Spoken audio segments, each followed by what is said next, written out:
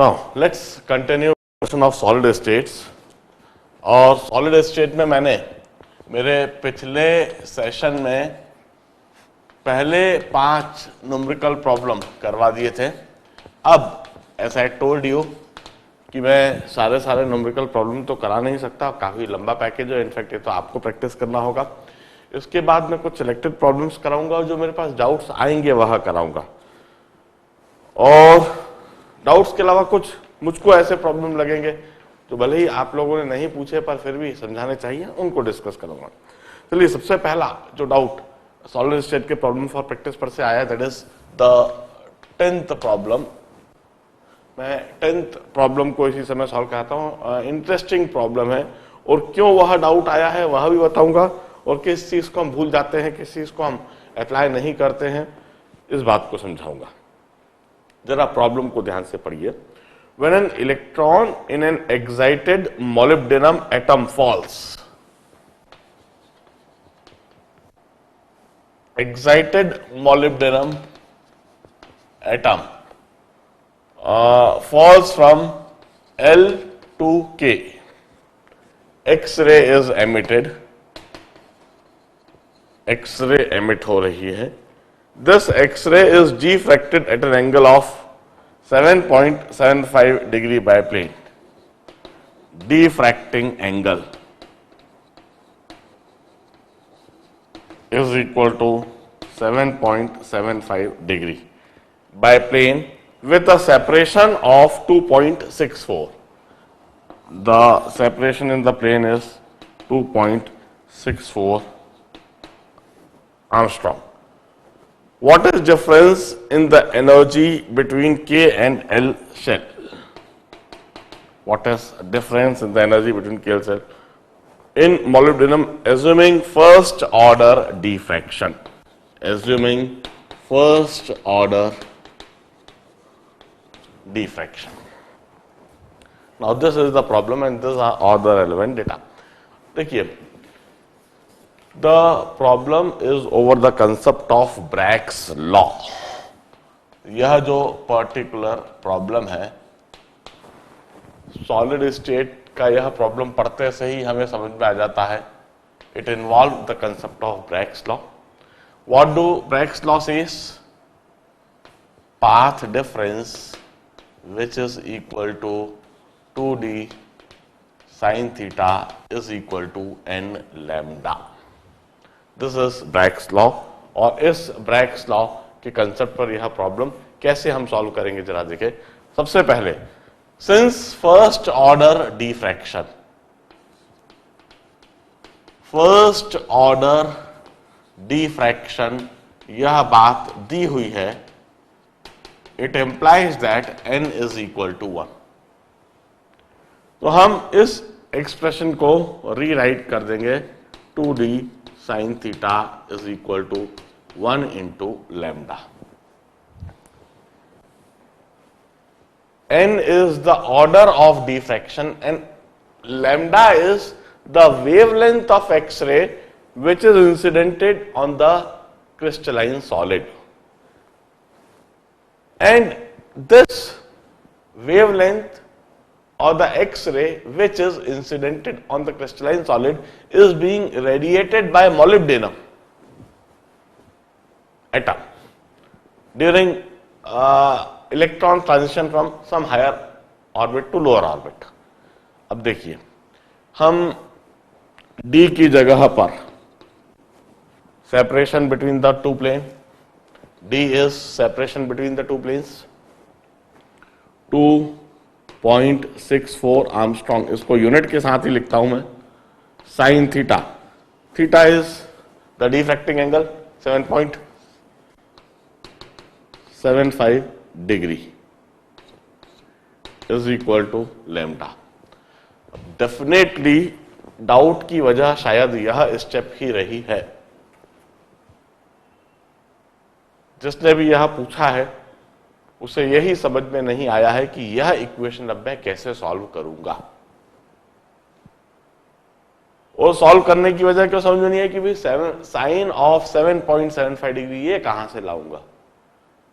मुझे साइन 30 पता है, 60 डिग्री पता है, 45 डिग्री पता है, 0 डिग्री, 90 डिग्री, 180 डिग्री, वो सब पता है, पर 7.75 डिग्री कहां से लाऊंगा? देखिए साधारण सी बात है, 7.75 degree is a small angle. The concept is, if theta is small, then sin theta can be approximated as theta. अब इधर इसका क्या मतलब हुआ? साइन 7.75 डिग्री को 7.75 लिख देंगे? नहीं, कभी नहीं. इस कंसेप्ट को लगाते समय theta must be in radians. Theta की वैल्यू रेडियंस में होनी चाहिए, डिग्रीज में नहीं होनी चाहिए. तो सबसे पहले ये जो साइन थीटा है, इसको हम थीटा की वैल्यू रेडियंस में लिख देंगे. कैसे? 7.75 upon 180 into pi is equal to lambda. हमने सबसे पहले साइन थीटा में जो थीटा की वैल्यू है 7.75 डिग्री, इसको हमने रेडियंस में लिख दिया.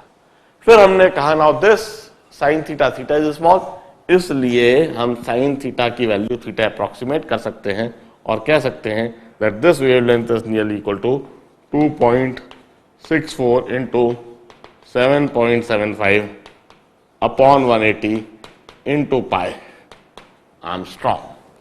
इस तरीके से हमें वेवलेंथ की वैल्यू मिल गई. This is the wavelength of the X-ray which is being incidented on the crystalline solid. Crystalline solid पर यह वेवलेंथ इंसिडेंट की जा रही है.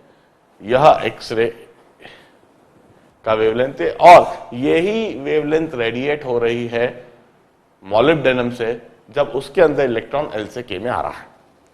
इसे आप कैलकुलेट कर सकते हो. अब चलिए मैं इसी समय कैलकुलेट भी करता हूं. If you could provide me calculator. मेरे पास है कैलकुलेटर, क्योंकि इसके बाद एनर्जी जो डिटरमाइन करना है उसके लिए भी मैं कंसेप्ट लगाऊंगा. 2 into 2.64 into 7.75 into 3.14 divided by 180. So here I get it 0.714. 0.714.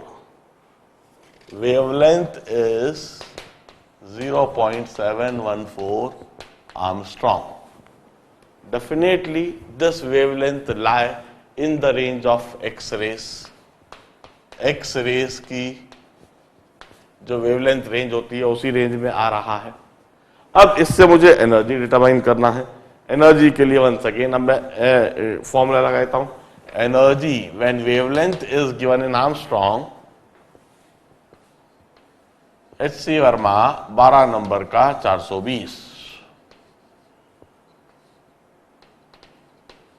मैंने इस कंसेप्ट को अप्लाई कर दिया.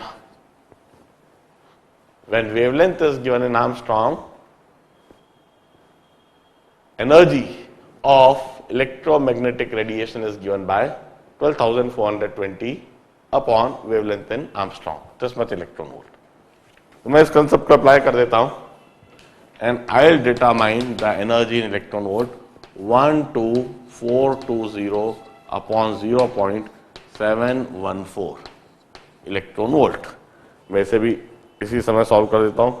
12420 divided by 0.714 is equal to this. So energy comes out to be 17.39 into 10 to the power 3 electron volt. इसे चाहे तो हम जूल्स में कन्वर्ट कर सकते हैं. जूल्स में कन्वर्ट करने के लिए क्या लिखेंगे? 17.39 into 10 to the power 3 into 1.6 into 10 to the power minus 19 joules into 1.6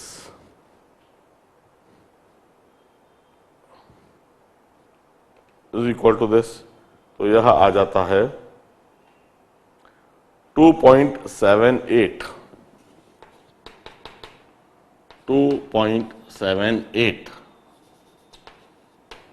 into यह 27 दिखा, 27 10 to power 4 10 to the power -15 joules. इस तरीके से हम ड्रैक्स लॉ को अप्लाई करके प्रॉब्लम सॉल्व करेंगे। बड़े ध्यान से देखिए, एक्साइटेड मॉलिब्डेनम, इधर मॉलिब्डेनम से कोई मतलब नहीं है, सिर्फ यहां मतलब है कि एक्साइटेड मॉलिब्डेनम में एक इलेक्ट्रॉन हायर एनर्जी लेवल में है, वह लोअर एनर्जी लेवल में जा रहा है। लोअर एनर्जी लेवल में जाते समय वह कोई ना कोई वेवलेंथ रेडिएट करेगा जो कि एक्स रेस के रीजन में आ रही है। उससे एक्स रेस जो आने वाली है उसे हमने किसी क्रिस्टलाइन सॉलिड पर डाला और उसका डिफ्रैक्शन कराया। डिफ्रैक्टिंग एंगल दे रखा है क्रिस्टलाइन सॉलिड के बीच में, क्रिस्टलाइन सॉलिड में लेयर्स के बीच में सेपरेशन दे रखा है, और हमसे पूछा गया है कि इन दोनों एनर्जी लेवल के बीच में एनर्जी डिफरेंस कितना है, और वही एनर्जी डिफरेंस हमने डिटरमाइन कर दिया है। इधर मैं एनर्जी डिफरेंस लिख देता हूं, this is energy difference between energy of the X-rays, और जो एनर्जी ऑफ एक्सरे है वही energy difference of L N K है। ब्रैग्स लॉ लिखा, अप्लाई करा, फर्स्ट ऑर्डर का मतलब निकाला, थीटा स्मॉल देखकर साइन थीटा को थीटा लिखा। साइन थीटा को थीटा लिखते समय यह ध्यान रखा कि एंगल जो है और डिग्रीज में नहीं रेडियंस में होना चाहिए। वेवलेंथ की वैल्यू कैलकुलेट कर ली, वेवलेंथ से एनर्जी डिटरमाइन कर ली, एनर्जी ऑफ एक्सरे, और वही एनर्जी ऑफ एक्सरे जो है वही energy difference of L N K है। नोट इट डाउन, अगला प्रॉब्लम डिस्कस करेंगे। Now the next problem, let's discuss problem number 15th। 15th का पहला पार्ट, सेकेंड पार्ट तो मैंने क्लास में कर रखा है। Compute the limiting radius ratio. 15th problem में compute the limiting radius ratio, limiting radius ratio R positive by R negative for a square planar crystal structure in which B negative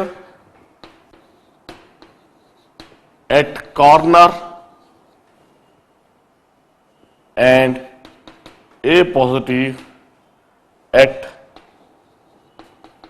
center and for a equilateral triangle। equilateral triangle का तो हमने समझाया हुआ है triangular planar में, इधर square planar के लिए पूछा है। यदि स्क्वायर प्लेनर का इस तरह सा कोई हो, अ वेरी सिंपल सिचुएशन।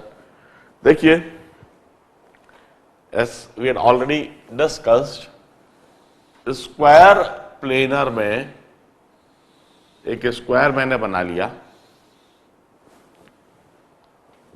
इसमें क्रिस्टल बना हुआ है, जमा हुआ है, इसमें बी नेगेटिव कॉर्नर पर है। बी नेगेटिव कॉर्नर पर है मतलब इस तरीके से बी नेगेटिव जब कॉर्नर पर रखे हुए हैं तो एक दूसरे को टच कर रहे होंगे,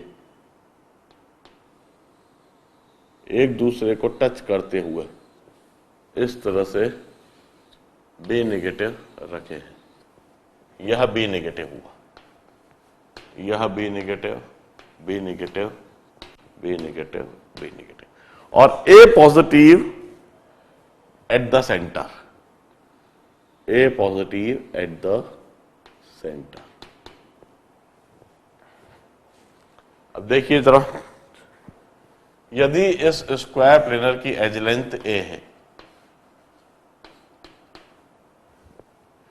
तो पहली इक्वेशन में क्या लिख दूंगा, The first equation I'll write, edge length A is equal to 2 times radius of B negative.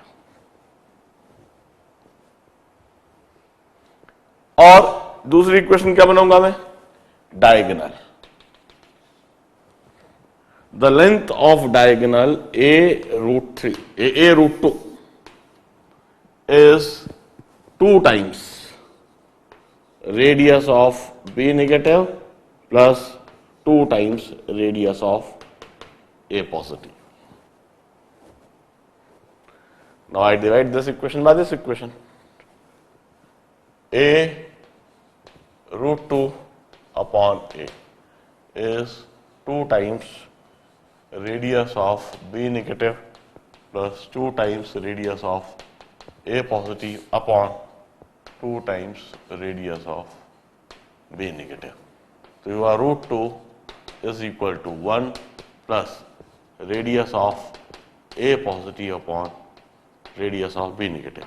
So radius of A positive upon radius of B negative is root 2 minus 1, or this is equal to 0.414. This is the answer. This is the limiting radius ratio. Triangular planar के लिए already हमने कर रखा है. Square planar के लिए यदि हमसे पूछा जाता है तो हम इस तरीके से सॉल्व करके बता देंगे. It's a very simple problem, a very simple situation. Note it down. Next problem discuss करेंगे.